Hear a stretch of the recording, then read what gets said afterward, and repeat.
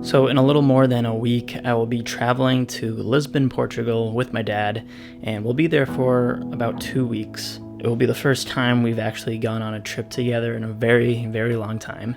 So it'll be really nice to do this, and yeah, I hope to share a lot of photos, a lot of the experiences I have on this trip. Believe it or not, this would actually be the first time I've actually gone to Europe.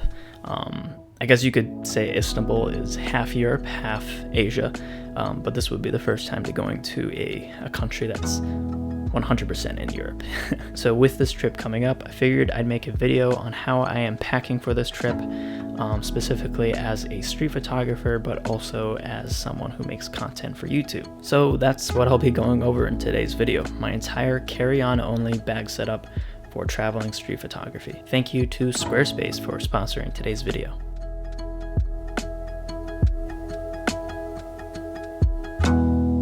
So when it comes to the bags themselves, I'll be using the Aer Travel Pack 3 and the Wotan Craft 7-liter Travel Pilot. Now I did buy this backpack by Aer with my own money, but Wotan Craft did send me their shoulder bag to me. But this isn't a review video on these bags, really. These are just the bags I'm using on this trip, so you sort of have to show them in the video. Yeah, don't feel like you need to buy these specific bags to, pack and travel the way I do. One of the reasons I'm using these bags is that they are both carry-on size. So the backpack would act as my, traditional carry-on overhead baggage. And the Wotan Craft shoulder bag would be my personal item. Now a lot of airlines, most major airlines, they have, this personal item that you can bring, which basically is stowed under the seat in front of you. But I'd definitely make sure the airline you're going on, if you're planning a trip too, allows for a personal item. If it does, you definitely want to take advantage of it, and you'll see in this video I definitely take advantage of the personal item. You might be wondering why carry-on only, and the main reason is checking a bag has the possibility of being utter hell. If you check a bag, you might as well accept the fact that you might never see your stuff again. And as someone who is traveling to take photos, to make YouTube videos, this is something I just cannot risk. It also makes my life a lot easier. I can just get off the plane and go about my day. I don't have to go to baggage claim and pray for my stuff to show up. Now, that being said, there is a slight chance that, the airplane doesn't have any more overhead storage for my backpack. So they say, I have to check my backpack in, right? Although there's a very low chance of that happening, I have packed my bags in a way that lets me check my backpack in if I have to. Basically, I've made sure to pack all of my important stuff, basically my camera gear, in my shoulder bag that will always be with me in the seat or under the seat in front of me. Before I continue, I want to take a quick moment to talk about Squarespace, today's sponsor. Squarespace is an all-in-one platform for creatives like you and I to create a professional-looking website. Their easy-to-use templates and customization tools make it possible for any photographer of any level to make an eye-catching portfolio to show off their work. My site is not only a place for my favorite photos, but also where I run my e-commerce business, selling presets, LUTs, and camera guides. So if you're interested in starting your own Squarespace website, you can visit squarespace.com/Faisal and use the code Faisal for 10% off your first purchase. So makes sense to get right into the personal item and what I have in it.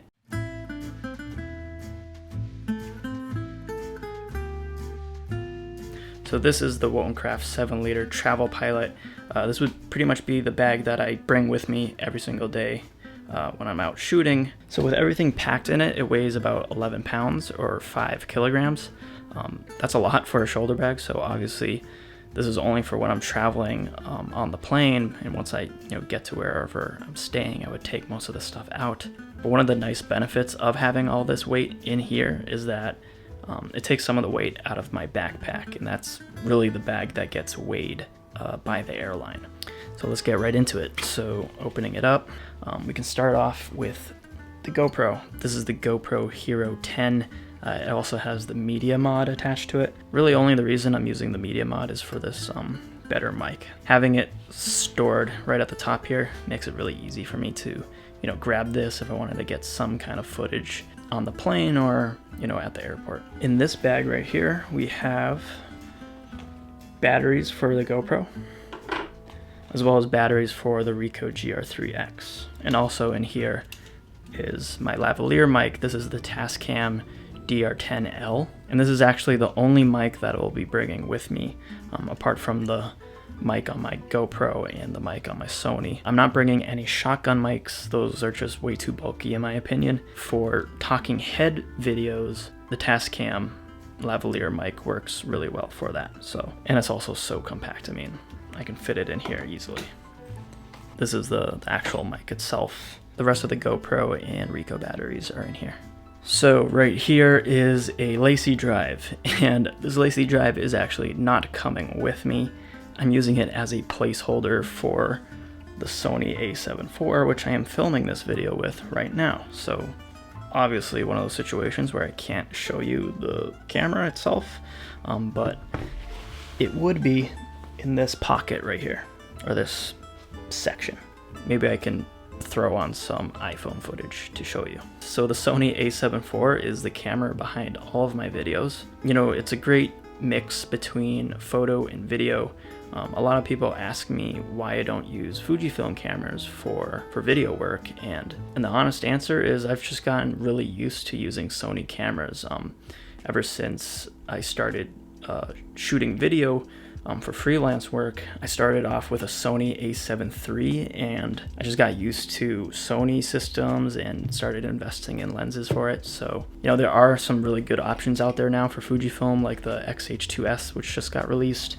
For right now, Sony works for me, so that's why I shoot Sony for video. But more specifically to the a7 IV, I actually sold my a7S III. That was more of a video focused camera, and I wanted something that was, you know, good for photos and video, so a better balance, a better hybrid, and that's why I sold the S3 and picked up the a7 IV. Right here is a lens pouch. I also recommend getting lens pouches so you can store lenses like this. You can pretty much put it anywhere in your bag without damaging it.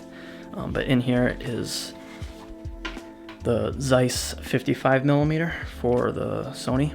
This is great for street photography on the Sony. It's a compact lens and it's a focal length that I've gotten really used to on my XE4, using the 35mm, which is close to a 56mm. So this basically replicates that same focal length, but for my Sony. So yeah, this lens is really sharp. Right here we have my main video lens for the Sony. This is the Sigma 28-70. This is a super compact zoom lens, and I think it's the most compact 28-70 lens you can get for the Sony. Attached to it, I have a 3-stop ND filter. I've really been enjoying this over a variable. I found that 3 stops is perfect for filming on a bright sunny day, and it also has the benefit of, you know, not having that green tint or green cast that a lot of variable ND filters suffer from. So this one is from Hoya. Right here we have a Pelican case, and this stores all of my SD cards. This is something I recently purchased. It's called the Volta grip, and it's for the GoPro. I actually don't really know how well I will like this, but I wanted something that would let me, you know, use the GoPro as my main video camera if I wanted to. So it acts as a tripod, also a remote control, but more importantly, it acts as a huge power source, and I think it acts as like 3 batteries worth of GoPro power. So, but yeah, it really works for filming with the GoPro all day. I'm gonna try that out while I'm in Lisbon. Don't know if this is something that's gonna stick, but it's sort of in a testing phase right now. And here we have the one and only Ricoh GR3X, and this is going to be my main photo camera on this trip. I brought this with me to Istanbul, really enjoyed shooting with it, and I also feel like it's one of the best travel cameras just because you really blend in, you look like a tourist when you use this camera. So yeah, no Fujifilm coming with me on this trip. This is just a pouch for 2 other Sony batteries. And lastly, this is a bag that has all of the chargers for the Ricoh, the GoPro, the Sony, but also all the necessary cables I need. So this is the GoPro charger. USB-C, micro USB, lightning cable. Also, this is a USB-C, USB-A hub for my laptop. Yeah, I'm not going to take everything out of here, but Ricoh charger, Sony charger is somewhere in here. So this just keeps everything, you know, together in one spot. So that's everything in this main compartment. There's still some more stuff because there's still more pockets. Right here in the front, we have, this is a small rig multi-tool. You should be able to bring this on an airplane. Obviously I would check what's allowed, but yeah, I've had no issues bringing this in the past. I don't know if you can see this, there's basically 2 pouches in here. This pouch has 2 SSDs. These are SanDisk Extreme portable SSDs. One is for video work, one is for photos. I've really enjoyed using these, and they just beat using something like this, so much more bulkier.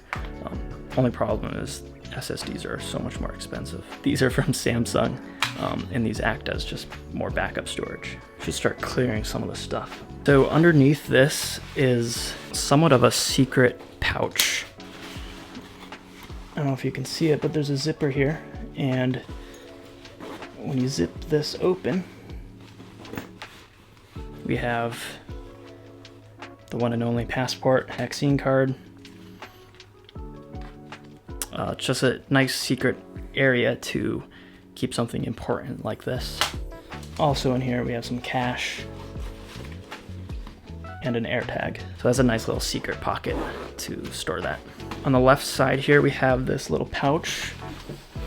And just in here I have the charger for my MacBook. While I'm, you know, at the airport, I want to have access or easy access to my power adapter for my laptop. So keep it in this pocket.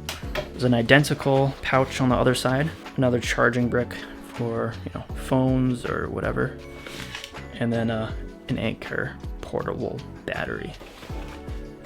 This is the cable, the charging cable for the portable battery. This is also by Anker, and it just has all the ports you need. And last but not least, on the back we have this zippered pocket. Got a notepad, microfiber cloth, and a pen. Pilot G2, one of the best pens in the game. What else is in here? We have Purell wipes. You know what's not in here? Are some spare masks. So just imagine I had some extra spare masks in here. And there you go, that's everything that's in this bag. A lot can fit in here, as you can see, but you know, this is all the stuff that I can't afford to lose, so that's why it's all packed in here. You know, I've owned a lot of camera bags, and by far, out of all the shoulder bags that I've owned, this is by far my favorite. It's a discreet looking bag. It's not really, doesn't look like a Peak Design bag. I think people have gotten really used to knowing that, you know, Peak Design means camera gear, and you know, all of their bags have this distinct look to them. Not a lot of people know about this brand. You know, I think it looks nice in my opinion.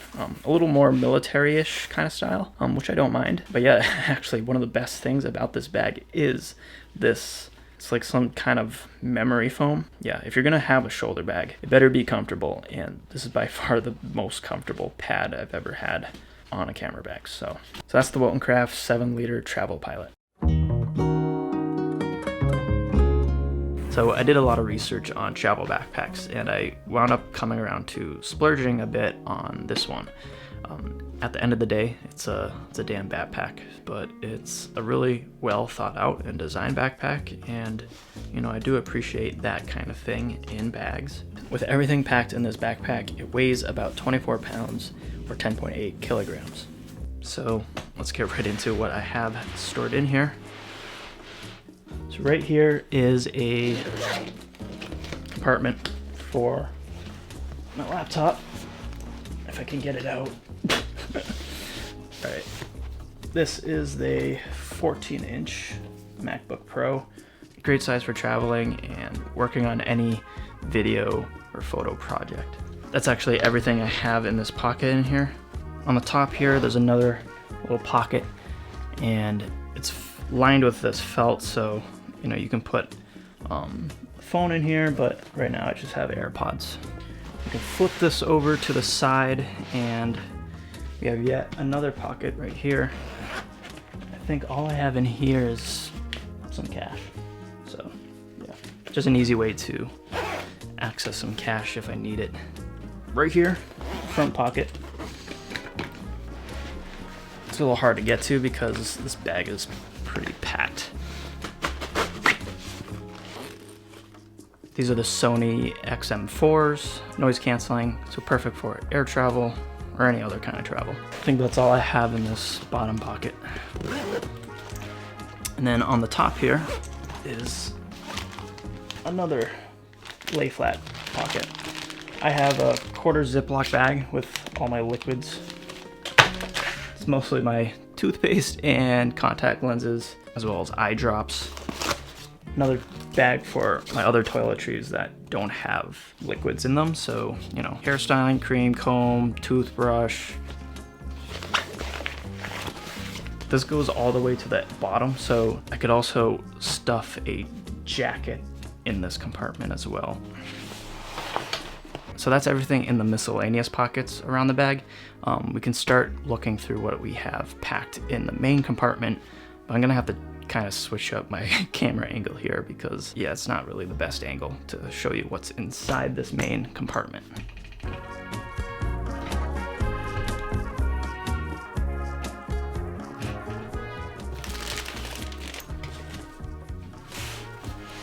I think this is a better angle so you can see what's inside.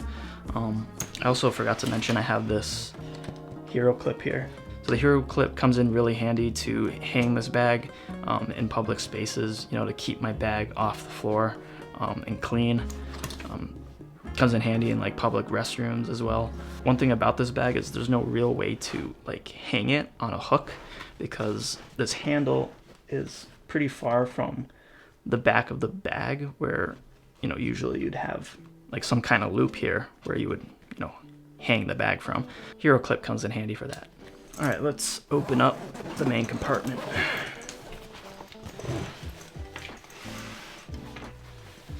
And you will see we have a bunch of packing cubes. We'll start off with an air blower. You're not a real photographer unless you have one of these. Got a beanie here. This is yeah, super comfortable, especially for planes or, you know, whenever it's cold. Right here is a packable water bottle from Hydro Pack. And right here is a filter for it. This comes in handy for, you know, drinking tap water in a foreign country. That's actually one of the easiest ways to get sick. But something like this can, you know, clear out some of that bacteria and make tap water safer for you to drink. Belt. It just makes sense to have the belt packed in the bag and not wearing it, you know, when you're going through TSA. You don't have to go through the hassle of taking your belt off. And right here we have the Peak Design Travel Tripod. This is the aluminum version, not the carbon fiber version, but it is light enough and compact enough for me to travel with. This is really one of those necessities that, you know, I probably wouldn't pack with me if I weren't doing YouTube videos. Now each of these are packing cubes from Peak Design, and they have pretty much all my clothes that I'm bringing with me on this trip, apart from the clothes that I'm wearing on the plane. So I have t-shirts and pants in this one, boxer briefs, socks, and some gym shorts as well in this one. Right here we have another little bag. This is from Peak Design as well. And in here we have kind of a whole bunch of different random miscellaneous stuff. Cables, backup cables. This is a spare battery door for the GoPro.